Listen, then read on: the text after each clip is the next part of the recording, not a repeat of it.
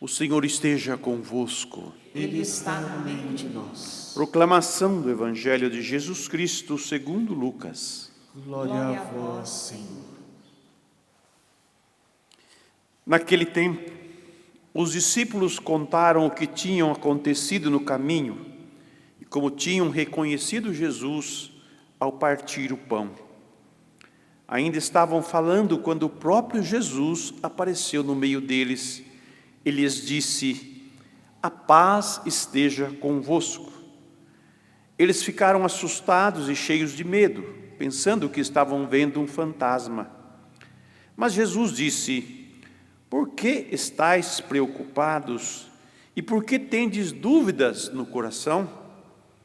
Vede minhas mãos e meus pés, sou eu mesmo. Tocai em mim e vede. Um fantasma não tem carne nem ossos, como estáis vendo que eu tenho." E dizendo isso, Jesus mostrou-lhes as mãos e os pés.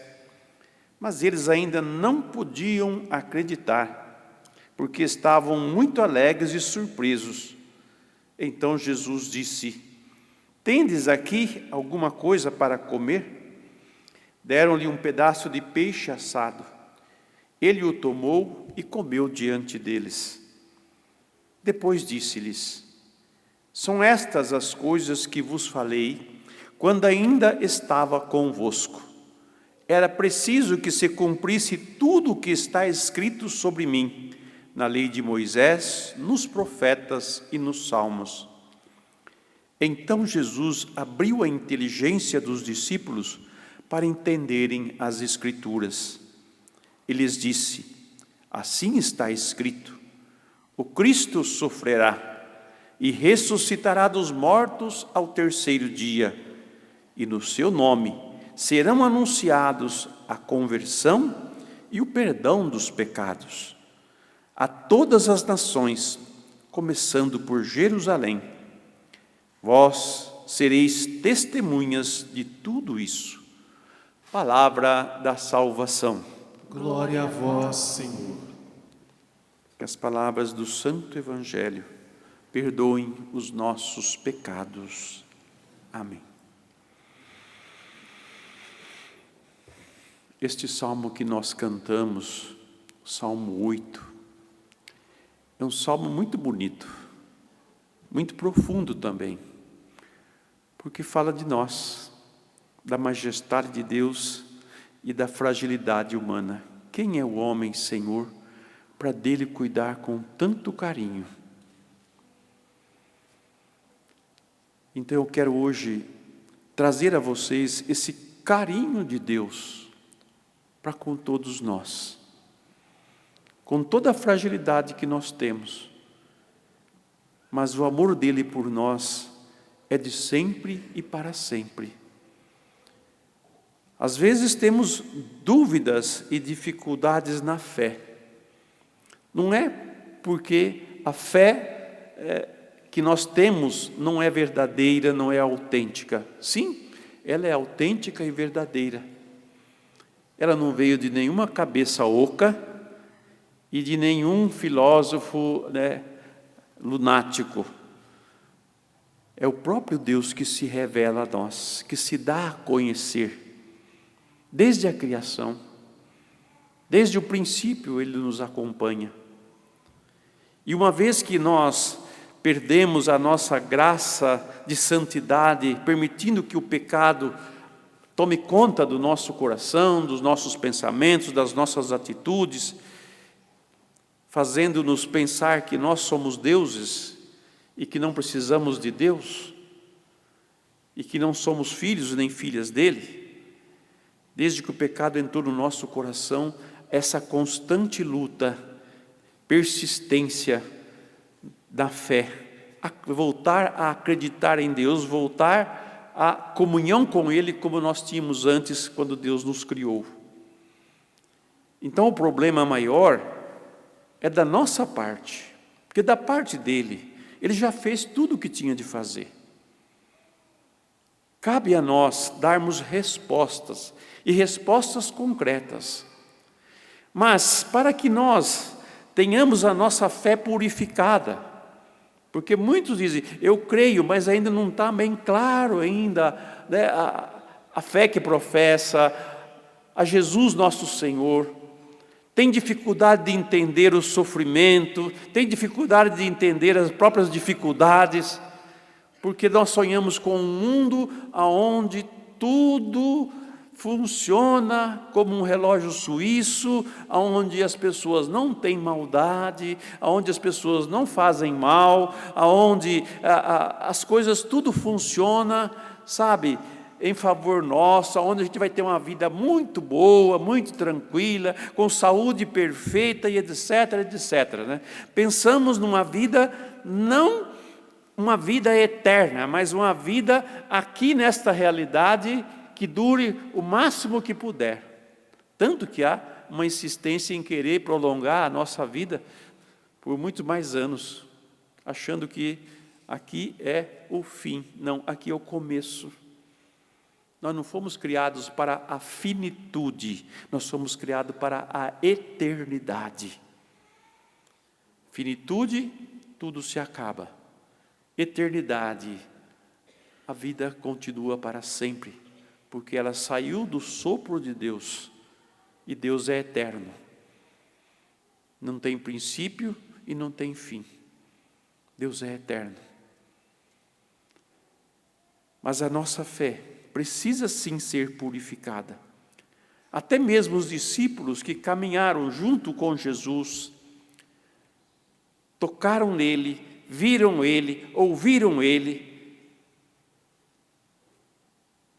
ainda tinha dúvida depois da sua morte, porque eles achavam que tinha acabado tudo. E embora Jesus lhes tenha falado da ressurreição, mas eles ainda não tinham compreendido o que é ressurreição.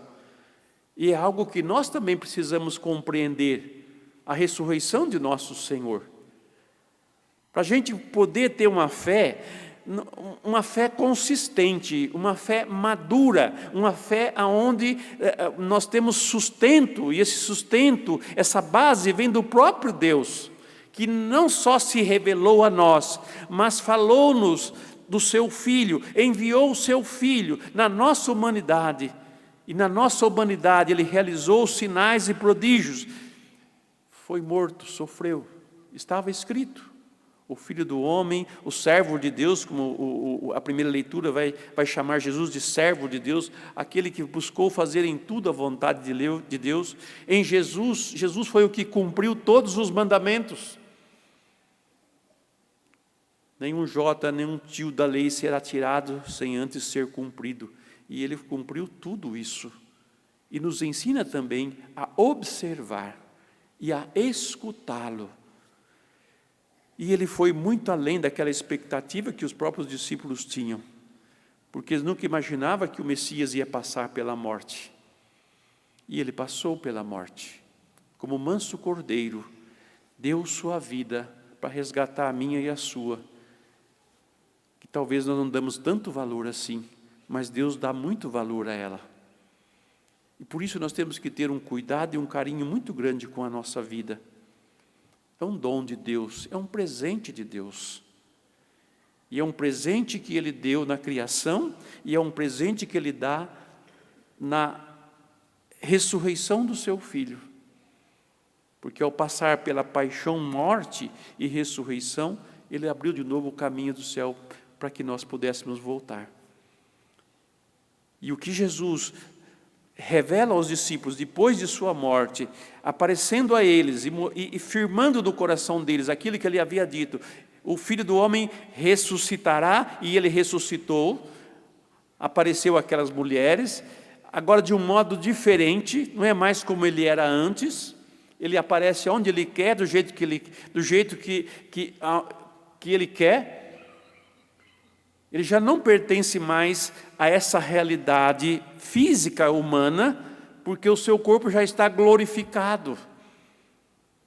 E Ele está junto de Deus. Por isso agora, Ele firma no coração dos discípulos o que é a ressurreição.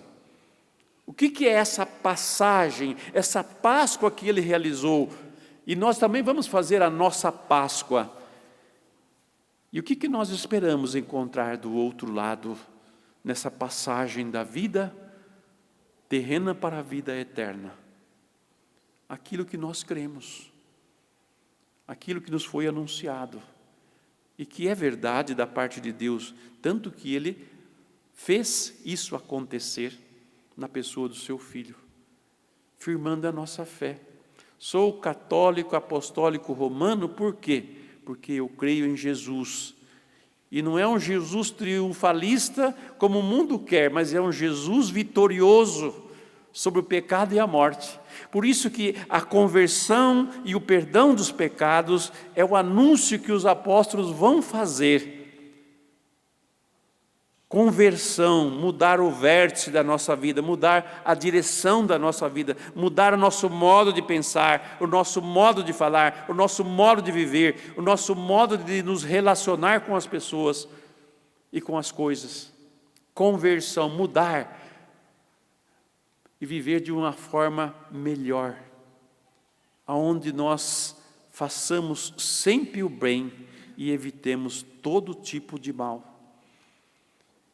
O homem novo e a mulher nova, nascido na fé em Cristo Jesus ressuscitado, é o homem e a mulher que já não vive mais aos sabores do pecado, mas sim da verdade e da vida.